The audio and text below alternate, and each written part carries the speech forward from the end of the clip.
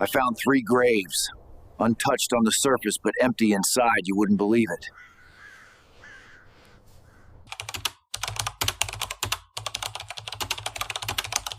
Have you ever stopped to think about what exists inside a coffin that has been closed for more than 40 years?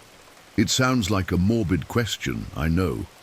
But what if I told you that one night I discovered that the silence inside isn't always absolute? The wind that night in Maine was icy, as if it wanted to pierce through my skin to the bone. I was alone, surrounded by a sea of tilted headstones, and the iron gate behind me creaked every time the wind shifted. This cemetery had been abandoned in the 1970s. No visitors, no ceremonies, just oblivion. At least that's what everyone said. My task seemed simple. Relocate some graves before the area was sold for a real estate project. Tough work, but nothing I hadn't done before. But the moment the shovel hit the wood, something changed. The sound wasn't hollow as it should have been. It was strange, alive. The first knock came seconds later, 3 dull thuds, so sharp they made me drop the shovel. My heart raced, and for a moment I wondered if I was hearing correctly. I looked around, searching for any logical explanation, but the source came from there, from the coffin beneath my feet. It wasn't the sound of the wind. It wasn't the sound of roots breaking. It was something begging to come out. And it was at that moment that I realized that perhaps I had just unearthed something that was never meant to see the light of day again. The problem is, that was just the beginning. And what I found next is the kind of thing that, even recounting it now, still gives me chills. If stories like this keep you hooked, subscribe and leave a like so you don't miss the next accounts. My name is Thomas, and I've been working with death for over 20 years. It's not something I'm proud of, but I've learned that dealing with the silence of the dead is much easier than living with the noise of the living. I've worked in cemeteries of all kinds, from the luxurious with immaculate gardens and marble mausoleums, to the forgotten, where tall grass swallows the headstones and names disappear beneath the rust. But there was something different about this particular place in rural Maine, something that seemed attentive. The cemetery was located on a country road, surrounded by woods that, in autumn, turned a deep reddish hue, reminiscent of fresh blood in the afternoon light. The trees leaned as if trying to hide what lay behind the iron gates, which no longer closed properly. Just inside the entrance, a broken stone arch displayed worn, barely legible letters, and the ground was covered in dry leaves that crunched beneath my feet, each sound echoing as if the entire place were breathing. Rumor had it that the cemetery had been closed in the 1970s after a series of irregular burials drew the community's attention. The records mysteriously disappeared, and families with relatives buried there simply stopped visiting. In the nearby village, no one spoke of the matter, as if silence were the only way to keep something locked away. When I accepted the job of relocating some graves to free up the land, I imagined it would be just another long night, filled with dust and rotting wood. But I soon realized I was truly alone there. There were no sounds of distant traffic, no barking, no crickets, only the steady whistling of the wind, mingled with a strange aroma, not just the damp smell of earth, but a cold, metallic odor that seemed to cling to the back of my throat. As I advanced through the terrain, the tombstones seemed to watch me, some toppled, others leaning forward, as if seeking closer. In the background, nearly hidden by the low-lying fog, was the oldest section, where the graves were just chunks of rough stone without any inscriptions. That was where the map indicated the first excavation of the night. I didn't know it, but that particular spot held something that should never be touched. And as I walked toward it, I felt each step take me away from the safe world I knew, taking me to a place where time, logic, and even silence itself seemed to obey different rules.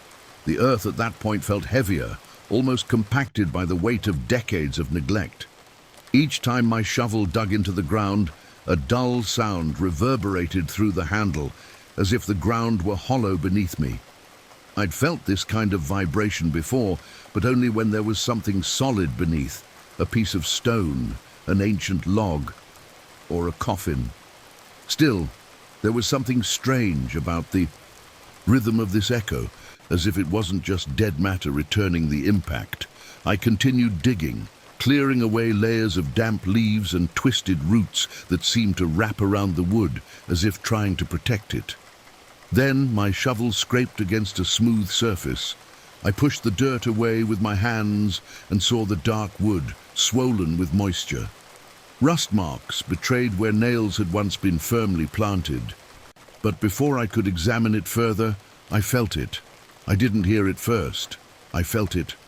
A slight, almost imperceptible tremor, traveling up the shovel's handle and into my hands. I leaned over the hole, my eyes fixed on the coffin lid. Then it happened. 3 sharp-spaced knocks, so sharp and certain that my entire body stiffened. There was no strong wind, no branches falling. It was coming from inside. The first thought that came to mind was ridiculous. What if someone was there? I knew it was impossible, but the idea lodged in the back of my mind like a poisonous seed. I pressed my ear to the lid, feeling the chill coming from it. For a moment I thought I heard something else, a muffled, uneven sound, like breath trapped behind a barrier. My heart raced and my hands began to sweat, even in the biting cold. I tried to tell myself it might be some trapped animal, but no animal sound sounded so human. I looked around, searching for some sign that I wasn't alone, but the cemetery was completely still, as if everything around me had stopped to listen along with me. The silence became so heavy that every beat of my heart seemed to echo too loudly. I knew I needed to record this, not to prove it to anyone, but to make sure that later I wouldn't convince myself it had all been my imagination. It was at that moment that I grabbed my phone, not knowing that by pressing the record button, I was about to capture something that would haunt me for the rest of my life. The phone screen illuminated the hole with a faint bluish glow, creating shadows that moved as if they had a life of their own. I pressed the record button, and for a few seconds, everything remained silent. I thought perhaps the tension had played a trick on me, that what I had heard before was nothing more than a sound distorted by the wind. But then came the first knock. It wasn't a timid noise, but a clear, solid blow charged with intention. 2 more followed, spaced apart, as if someone inside was deliberately trying to communicate. With each blow, my body reacted as if struck from within. The sound reverberated off the wood and vibrated in the cold air around me. Then, after the third impact, something even more disturbing happened. A muffled sigh escaped from the coffin's bowels. It wasn't the sound of a draft or the creaking of wood. It was a ragged human breath, as if the person were too weak to speak but determined to make themselves heard. The air around me seemed to grow heavier, and a chill ran down my spine like a thread of liquid ice. Instinct screamed at me to leave, but there was something hypnotic about that moment, as if I were tied to an invisible thread pulling me closer. I clutched my phone to my chest, and that's when I realized something impossible. The recording wasn't just recording sound anymore. It was looping the same 3 beats I'd just heard, even though I hadn't stopped to listen to the file. I glanced at the screen and saw the recording time ticking away, but the audio was distorted, repeating itself, like an insistent warning. Each repetition seemed louder, closer, more urgent. My heart pounded in time with the pounding, and a terrifying thought began to grow. What if whatever was inside had realized I was listening, and now tried to get closer? I turned quickly, convinced someone was behind me, but I saw only darkness broken by rows of tombstones. Still, I couldn't shake the feeling that something was breathing down my neck. It was then that I realized I wasn't just registering a sound, I was interacting with it. And what came next made me wish I had never touched that phone. With each repeated knock, the feeling of closeness grew, as if the distance between me and whatever was inside was shrinking without me realizing it. My fingers trembled as I held the phone, and the air seemed thicker, making it difficult to breathe. For a moment, I thought if I leaned in closer, I could hear words forming in that muffled breath. I leaned in slowly, bringing my ear closer to the damp, swollen lid. That's when something solid touched the sole of my boot. The ringing was quick but unmistakable, like a silent plea for me not to leave. A violent shiver ran through me, and the hand holding the phone trembled so much I nearly dropped it into the hole. Backing away seemed the obvious option, but something inside me, perhaps curiosity or perhaps fear, wouldn't let me simply abandon that sound. I looked around again, searching for any sign that it was just my imagination, but the cemetery remained still, as if the world itself was suspended, waiting for my reaction. The looping on my phone suddenly stopped, and the silence that followed was worse than any noise. I knew if I waited just a second longer, I might discover what was there. But I also knew that if I did, there would be no going back.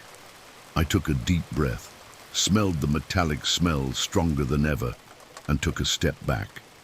I hurriedly covered the hole, shoveling dirt over the wood, as if trying to bury not just the coffin, but the moment itself. I left with hurried steps, but without the courage to look back. Even so, I swear that with every step I took, I could hear, very low, almost a whisper, 3 knocks following my pace. And that was before I discovered that that wasn't the only coffin moving in that cemetery.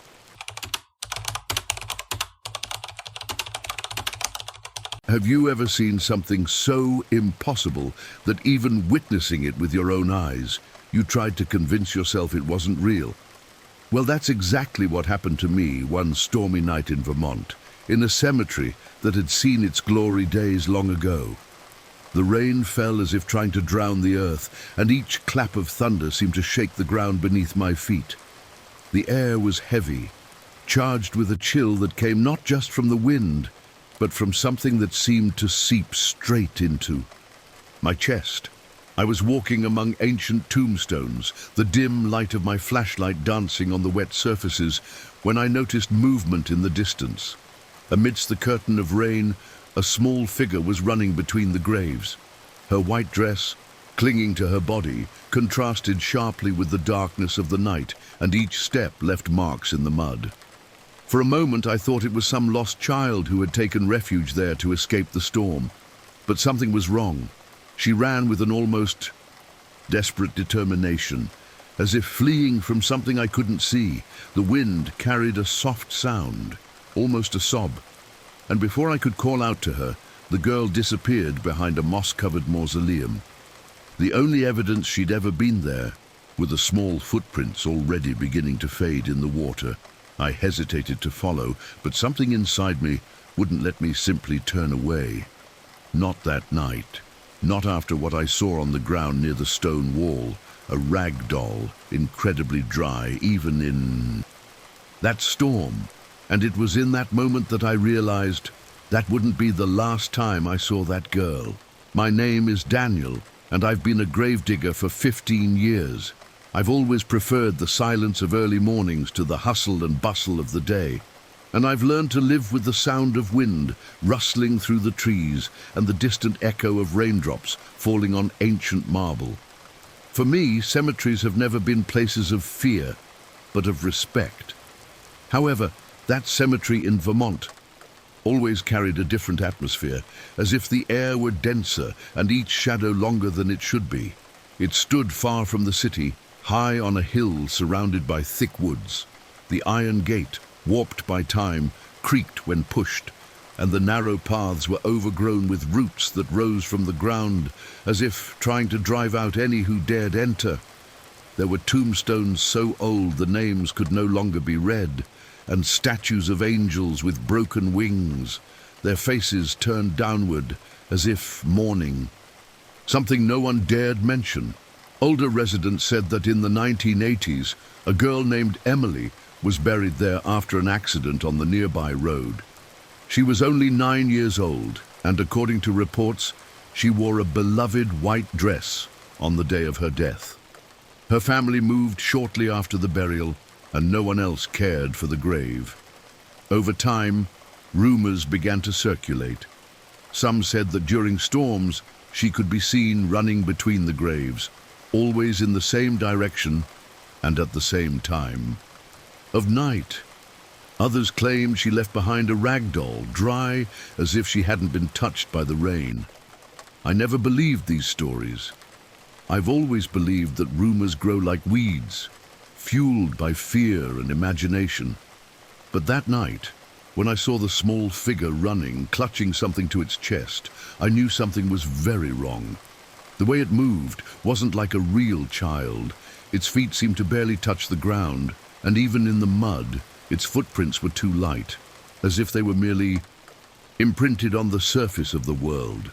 From that moment on, I felt a strange need to understand. Perhaps it was professional curiosity, or perhaps a darker impulse. But the truth is, I began counting the days until the next storm, as if to confirm that the vision I'd seen wasn't just a reflection of light in the rain. And when the sky finally opened again, I was ready, or at least I thought I was. The second storm arrived abruptly, as if the sky itself had decided to unleash its fury upon this forgotten patch of land. The wind howled through the trees, and the rain pounded the tombstones with enough force to drown out any sound. I was in the guardhouse, watching the fog gather over the oldest section, when I saw movement. The same small silhouette was crossing the narrow corridor between the tombs, repeating the same path as the first night. This time, I didn't hesitate. I grabbed my flashlight and walked steadily, even as I felt the icy water seep through the seams of my boots. The sun beam trembled slightly in the wind, and each time it shone, the girl's white dress reflected an almost unreal glow. She ran barefoot, but her feet didn't sink completely into the mud. With each step, I noticed the water seeming to turn away from her, as if the rain couldn't fully touch her. I followed her until we reached the spot where she had first disappeared.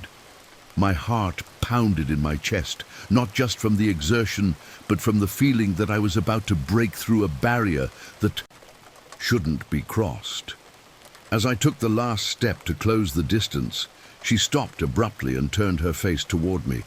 It was only for a moment, but I saw her eyes, large, dark, reflecting not just my flashlight, but something deep within, as if hiding a memory that didn't belong to this world. Before I could react, she spun around and ran behind the mausoleum. I sped forward, skirting the damp wall, but found only the leaf-covered ground and the same ragdoll intact, as if it had been placed there that instant.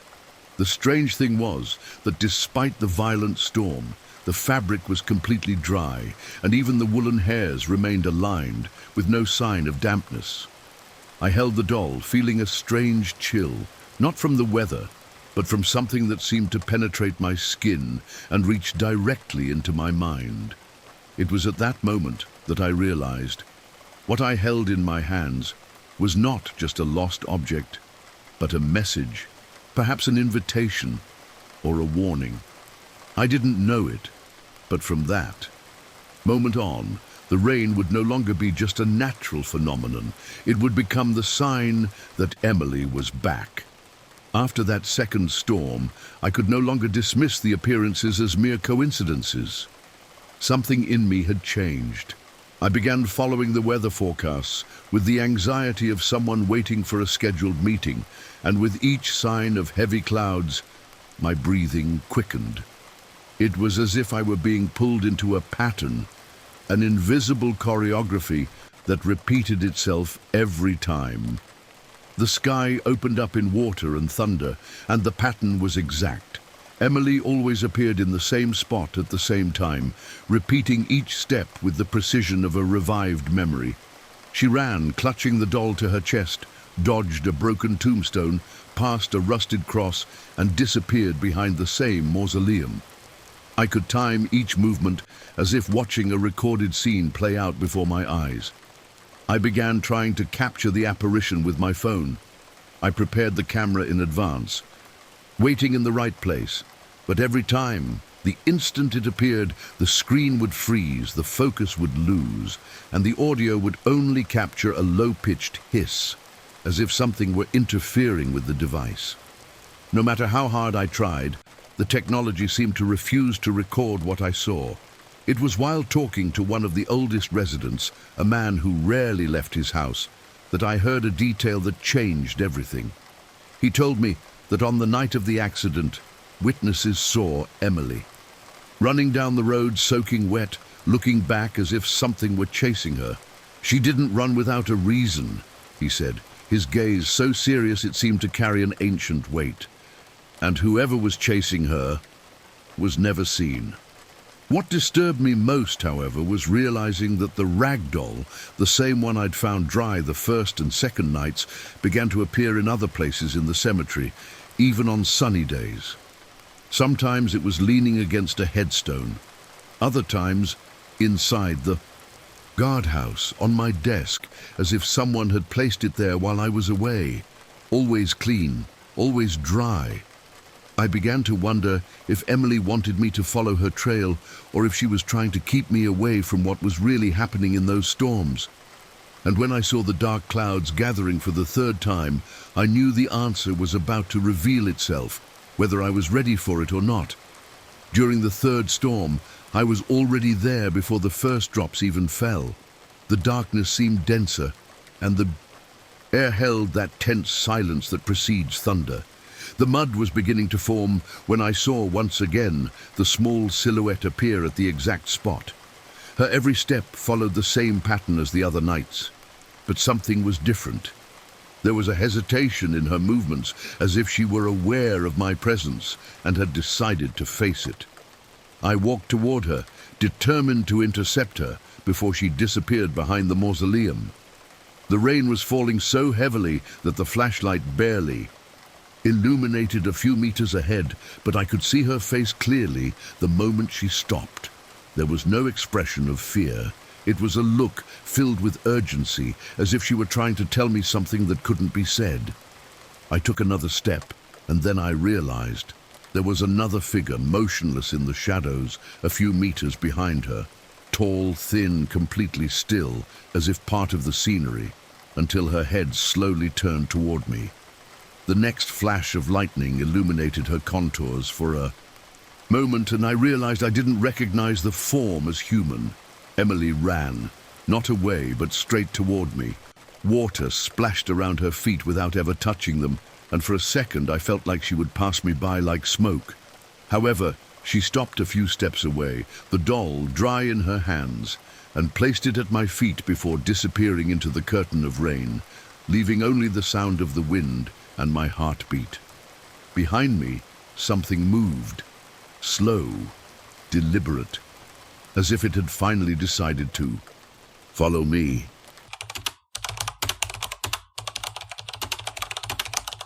Have you ever heard a sound that shouldn't exist, yet it insists on returning every night?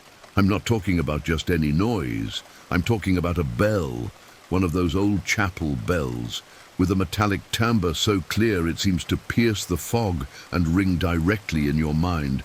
Now imagine hearing that bell, knowing it was removed over 40 years ago. It was just after 3 in the morning, the time when the world seems to hold its breath. The fog shrouded everything, and I could barely see. A few meters ahead, I was in the guardhouse, looking out at the empty cemetery courtyard, when the sound came. At first faint, as if from far away, then louder until it filled the entire space. Each tap echoed with a perfect measured rhythm, as if someone were conducting an invisible funeral. The first time I heard it, I stood still, trying to find an explanation. Maybe it was some sound coming from far away, carried by the wind. Maybe it was my mind playing tricks after so many lonely nights. But as the sound repeated, an uneasy feeling began to creep over me. It wasn't just familiar, it was intimate. I knew that bell. I knew exactly where it came from and why it shouldn't be ringing. The problem is, that bell wasn't just a memento. It was directly linked to the funeral I regret most in my entire life.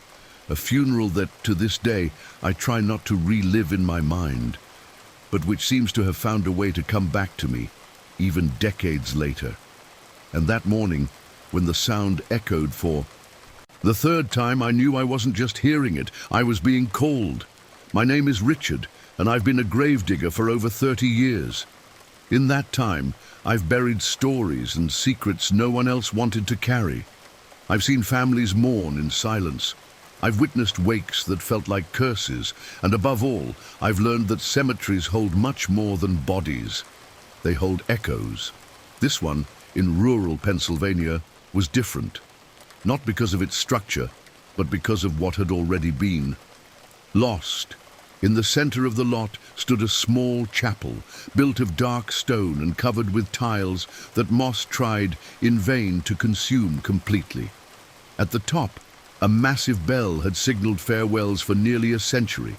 Its sound was said to be unique, with a deep weight that seemed to hold the heart of those who heard it. But 40 years ago, it was removed. The official justification was that structure was compromised.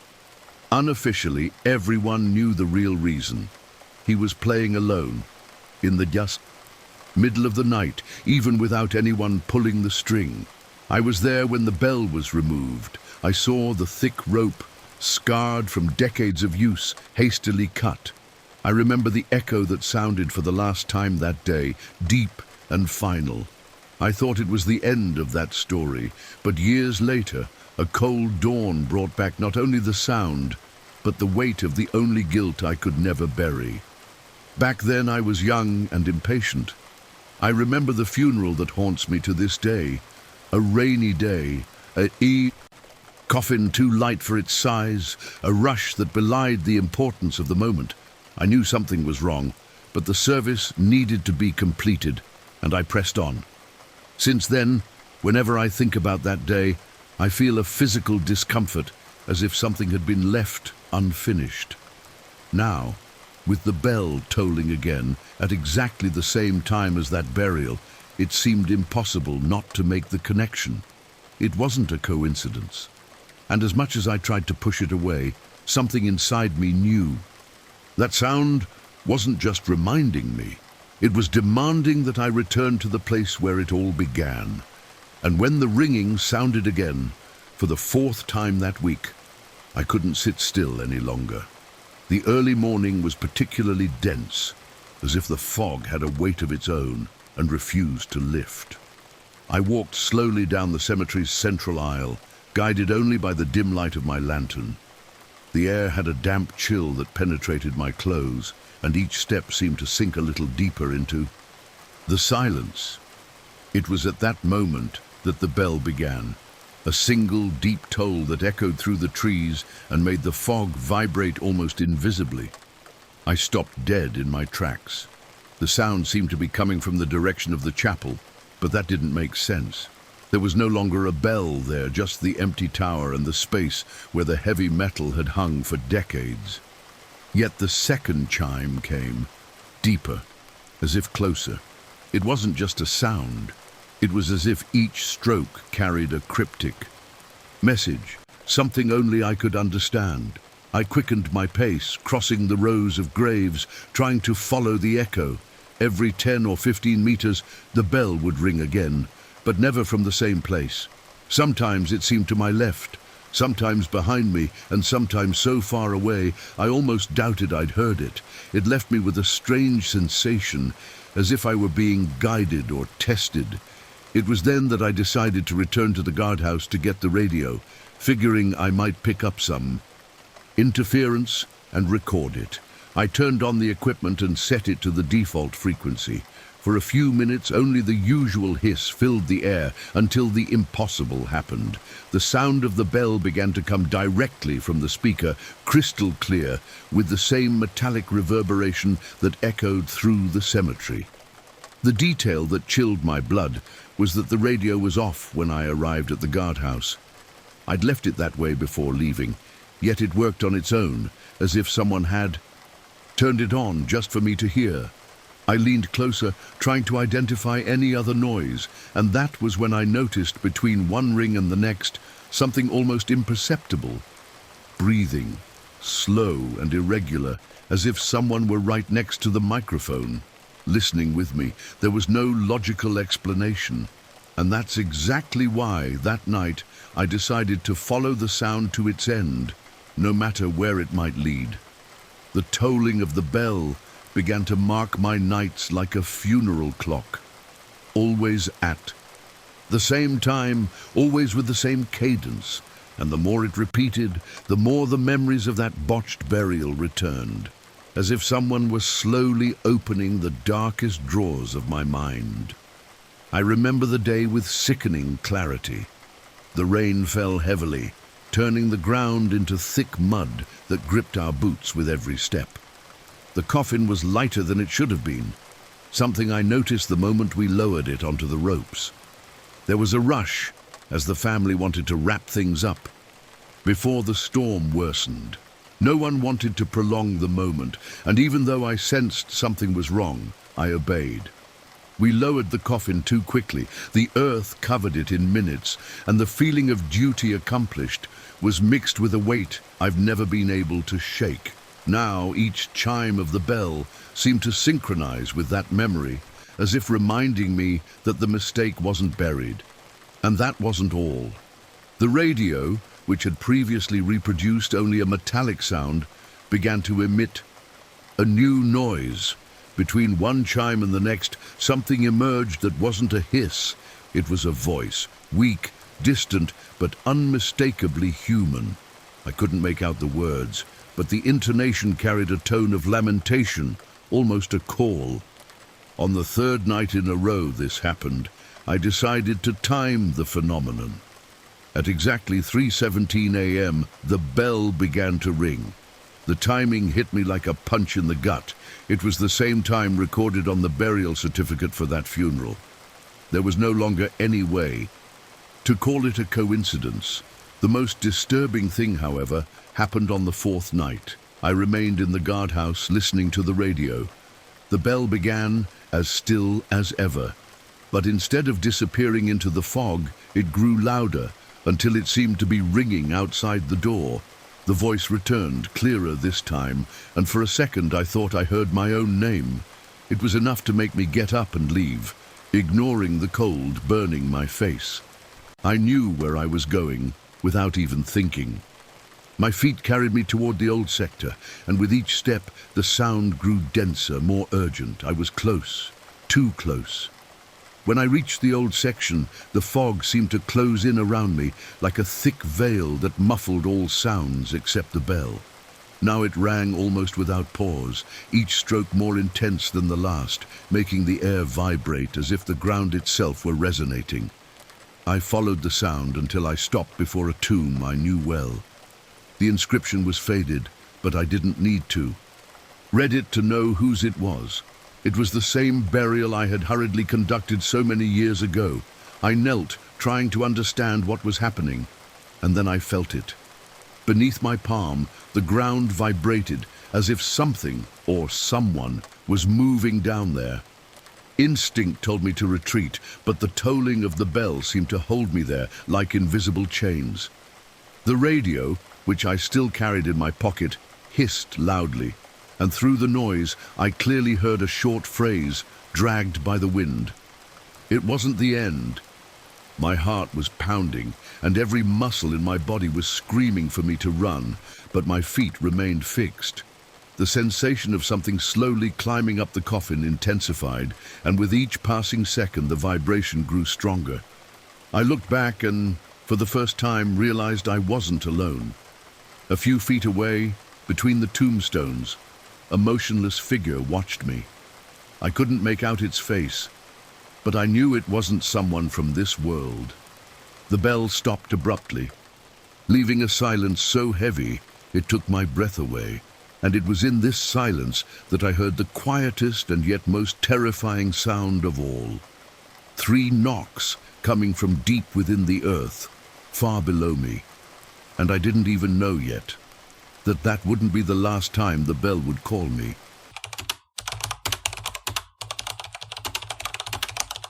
Have you ever had the feeling that someone is watching you without blinking, and that they no longer belong in this world? I have. And no matter how much my mind tries to explain it, every time I close my eyes, it's as if they're still there, motionless, waiting. It was a freezing dawn in Virginia, the kind of cold that doesn't just cut through your skin but seems to trickle down your spine and settle into your bones. The wind blew between the tombstones with a thin whistle, almost like a warning whisper. I was walking through the cemetery, checking gates and crypts, when my eyes fell on the silhouette of an elderly man sitting on a stone bench right in front of the central mausoleum. He didn't move. He didn't even seem to breathe. The pale moonlight touched his face strangely, as if highlighting every shadow, every expression line. His eyes, fixed on mine, held something I couldn't quite describe. It wasn't anger, it wasn't sadness. It was something else, something that made me feel small, exposed. I tried to continue my work, but every time I walked around the cemetery, there he was. Same posture, same look.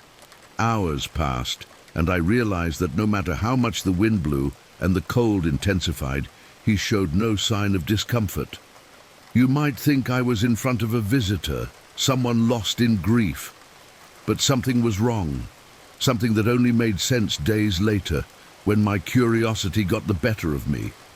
And that's exactly where everything started to get distorted. Because when I decided to get closer, I discovered that this man had a story that couldn't possibly exist. That week, the silence of the cemetery seemed denser than usual, as if the air carried an invisible weight.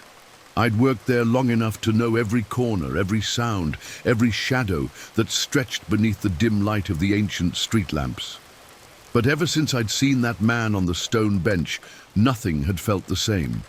The night seemed longer, and even the rustling of leaves sounded muffled, as if the place had decided to whisper instead of breathe.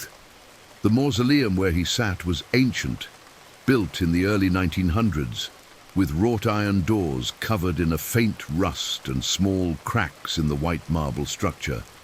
I'd always found the building imposing, almost majestic, but suddenly it had become the most uncomfortable part of my shift. Perhaps it was because every time I passed by, I felt a kind of pressure in my chest, as if something were testing my courage. I told a colleague about what I'd seen, hoping to hear some simple explanation, perhaps a relative visiting a grave, a homeless person seeking shelter. But he just looked at me, took a deep breath, and said, "If it's who I think it is, you better stay away." He didn't explain further. He simply looked away and went back to work. His words kept bouncing around in my head. Who did he think he was? And why wouldn't he come closer? Each night, my uneasiness grew, and the man's presence seemed more purposeful. He wasn't just there by chance, and it was in this whirlwind of doubts and fears that I made my decision. The next time I saw him, I wouldn't just watch. I would go to him and find out what was behind that unmoving gaze. The next night, the cold seemed to cut through my skin, and the mist spread low across the ground, hiding the feet of the tombstones like a damp, heavy blanket. I walked slowly, feeling each step echo within my own chest, as if my heart had decided to keep pace with the rhythm of my boots on the gravel. When his silhouette appeared, motionless on the stone bench, I noticed there was not the slightest hint of surprise in his posture. It was as if he had known from the first moment that I would return. The yellowish light from the nearest street lamp fell strangely on his face, not enough to reveal every feature, but enough to reveal the deep lines and austere expression. His eyes, however, seemed to reflect something more than light. There was a weight. There, an awareness that made me hesitate for a moment. I felt that if I stared too long, I might discover something I shouldn't. The distance between us slowly shortened. The air seemed thicker, and the sound of the wind disappeared completely, as if the entire cemetery had stopped to watch. Then he did something I hadn't expected. He turned his face, following my movements, and a slight smile, if I can even call it that, curled at the corner of his mouth. It wasn't a smile of welcome, but of someone who already knew the outcome of this conversation before it even began. I stopped a few steps away from him, feeling the ground beneath my feet grow colder. I opened my mouth to say something, anything, but no words came out. He didn't move, just tilted his head slightly, like someone considering a chess piece before making their next move. And it was in that instant that I realized something that made my breath catch, something that couldn't be ignored and that would make it impossible to simply turn around and walk away. He rose with an almost ritualistic slowness, as if each movement carried a calculated weight, and walked to the mausoleum door without taking his eyes off it. The sound of his footsteps on the stone floor echoed strangely, as if coming from two places at once, one right here in front of me and the other far away. When his hand touched the cold metal of the door, I realized there was something engraved there that I had never noticed before, even though I had passed by this place so many times. The letters were irregular, carved with something sharp, and formed words that, at first, I couldn't decipher. With an almost imperceptible movement, he leaned to the side and let his body rest against the doorframe, as if to let me in or invite me closer. My breathing was heavy, the air felt thick, and each step I took toward him felt like a deeper dive into something from which there was no return. When I finally got close enough to read, I realized the words were written in Old English, carrying a tone that blended command and curse. The translation echoed in my mind like a whisper. "He who sits here also waits for you." Before I could react, he pushed away from the door and slowly backed away, returning to sit on the stone bench. He said nothing more, just kept his eyes fixed on me, as if his mere presence were enough to keep me trapped there. The silence that fell was so heavy, it felt alive, pulsing between us. It was then that I realized something even more disturbing. There were no footsteps on the wet floor to indicate how he had gotten there that night. And then, as I tried to understand what it meant, I heard a sound coming from inside the mausoleum. Something that should never be happening. He rose with an almost ritualistic slowness, as if each gesture had a hidden purpose, and walked to the mausoleum door without taking his eyes off it. The sound of his footsteps echoed across the stone floor in a way that deeply disturbed me, as if it came not just from that moment, but from memories buried somewhere I didn't want to visit. When his hand touched the cold metal, I realized there was something engraved there I'd never noticed before, even though I'd passed by this place so many times. The letters, jagged and sharp, seemed to have been carved in haste or in anger. I approached slowly, feeling the air thicken with each step. When I could read it, I realized it was Old English, and the words carried an almost prophetic weight. "He who sits here also waits for you." The phrase lingered in my mind, as if it hadn't just been read, but placed within me.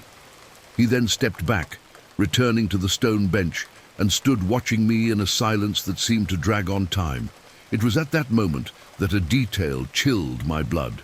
The ground was damp from the previous night's rain, but there were no footsteps leading to where he sat. It was as if he had simply appeared there. And before I could formulate any further thought, a muffled sound came from inside the mausoleum, as if something or someone was about to leave.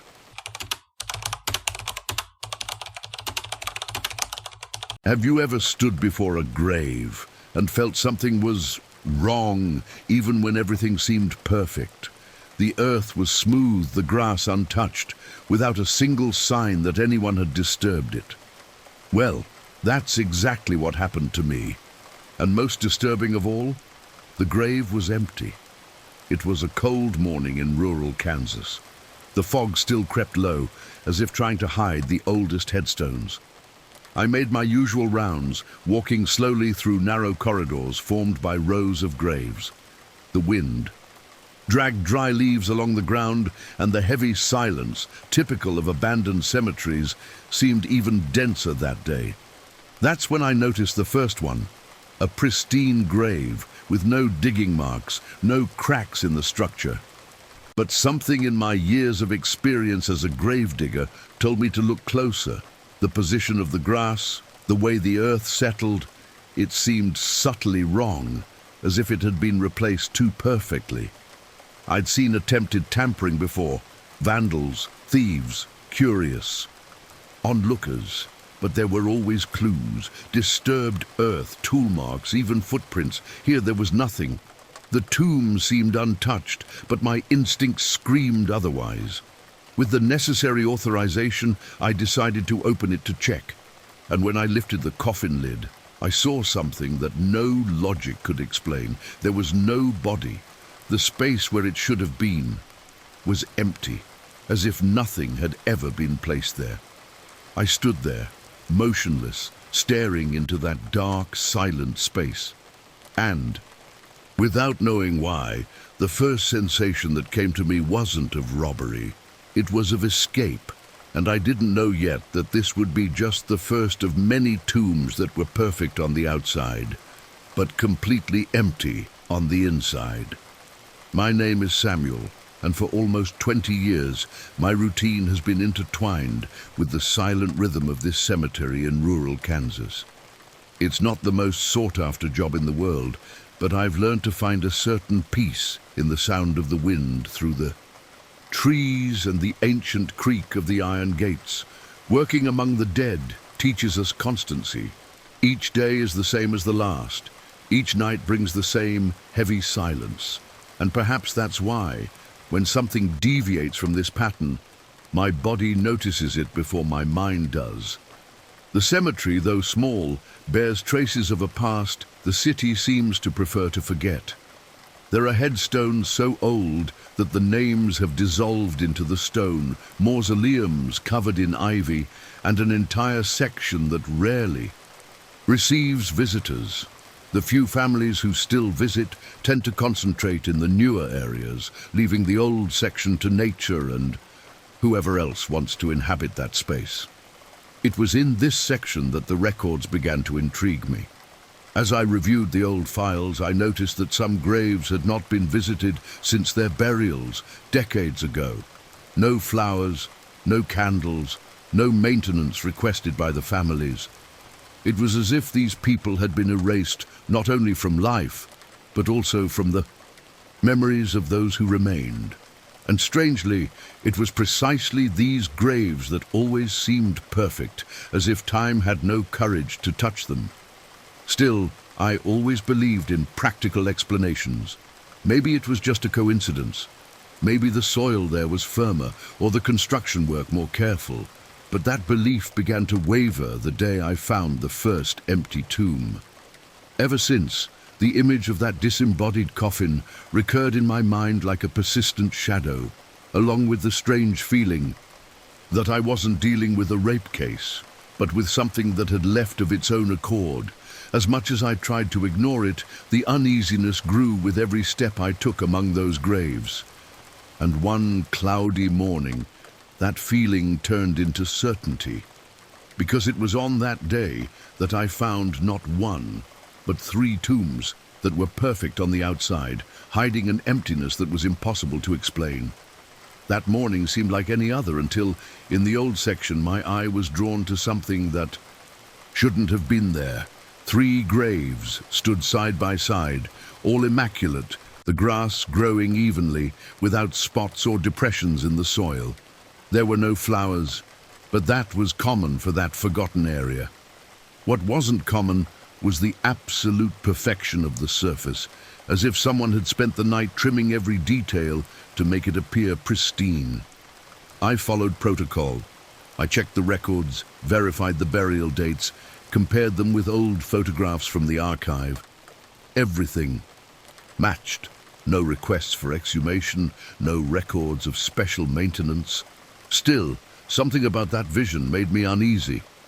It was a different kind of silence, denser, as if even the wind avoided passing through there. With formal authorization to inspect, I began opening the first tomb. The earth was firm, with no signs of having been disturbed. Upon reaching the coffin, the wood was sealed, with no signs of breakage or tampering. When I lifted the lid, the shock made me hold my breath. The interior was empty, devoid of any human remains, just a hollow space, as if it had never served its intended purpose. Still trying to understand, I moved on to the second tomb. The result was the same, an intact coffin, but without a body. In the third, however, I found something that disturbed me more than the emptiness itself. On the inside of the lid, marked in the lining, were handprints, not facing inward as would be natural, but facing outward, as if someone had pressed. The fabric was slightly torn, and the shape of the fingers was so defined I could count the joints. There was no rational explanation that could satisfy what I saw. No body snatcher could have sealed the tomb so perfectly, leaving not a single trace. The only conclusion left chilled me to the core. It hadn't been opened. It had been abandoned from the inside out. As I closed the last coffin, I felt a strange pressure in the air, as if the earth around me was watching my every move. I knew I had to find out what was happening, and this search would lead me to a point where my own sanity would begin to be tested. After that morning, the cemetery ceased to be just a place of work and became a field of unanswered questions. I spent days reviewing every record, checking burial dates, names, and even old maintenance reports. Nothing indicated exhumations, renovations, or any kind of intervention. It was as if the graves had simply emptied themselves without anyone noticing. I decided to use the few cameras that covered part of the old sector. The quality was poor, and the constant fog made observation difficult, but on 2 particular mornings I noticed something strange. Between 3 and 4 in the morning, the lens recorded a subtle shift in the ground, not visible as earth movement, but a shift in shadow, as if the ground were breathing slightly. There were no human figures, no animals, just that silent, almost imperceptible sway. My uneasiness grew when I sought out old residents to try to understand if this had happened before. I found an elderly man who greeted me with a heavy look, as if he already knew the reason for my visit. He told me in a low voice that decades ago they spoke of the nights when the earth gave back what it didn't want to hold. He said he'd never seen anything, but had heard stories of people waking up in the middle of the night and seeing figures walking along the dirt road that ran alongside the cemetery. They were always faces that had already been buried, he added, looking away. His words stuck in my head. I began to have recurring dreams. I would walk through the old quarter at night, feeling the cold, heavy air, and always stop before the same tomb. I would look down, but before I could see anything, I would wake up, standing exactly where I had dreamed, with no memory of how I had gotten there. The worst happened when I found a